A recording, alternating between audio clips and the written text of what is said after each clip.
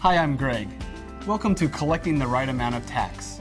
As a business owner making taxable sales in or for use in California, you are responsible for collecting and paying the correct amount of sales and use tax. It's very important to know which sales are taxable so that you can collect the right amount of tax. Generally, sales of items or goods are taxable unless they are specifically exempt.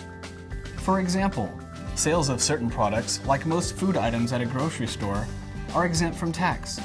So, grocery stores would not collect tax on their sales of fruit or most other cold foods, but would, for example, collect tax on their sales of sodas, alcoholic beverages, and other non-food items.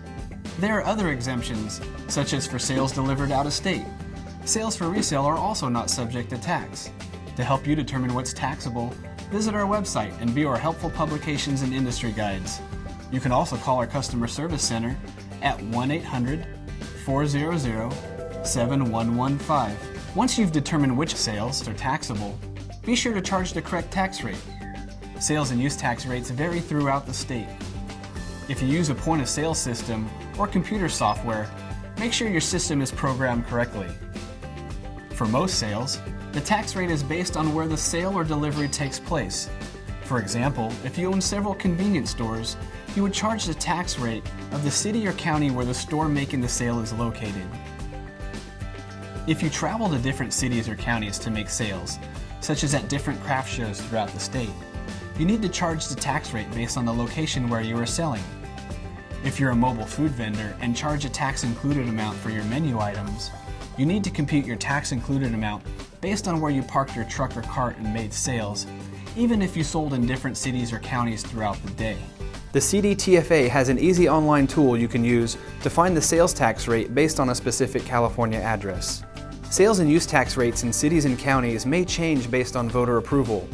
When this happens, the CDTFA posts a notice on its website and will also notify registered sellers in that city or county and impacted or surrounding area of any tax rate changes.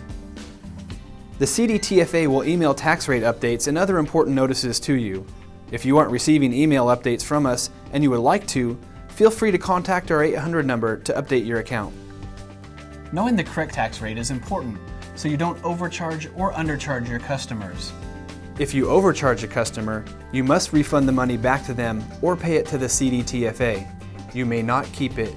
If you undercharge a customer, you're still responsible for paying the correct amount of tax to the CDTFA. Some businesses that sell specific items may also be required to collect certain fees. You must also pay these fees to the CDTFA whether or not you charge your customer. Once you've collected the taxes and fees, you need to accurately file your returns and pay the correct amounts by the due date.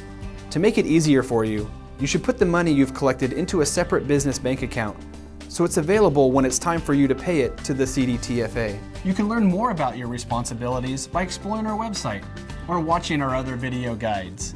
Thank you for doing business in California.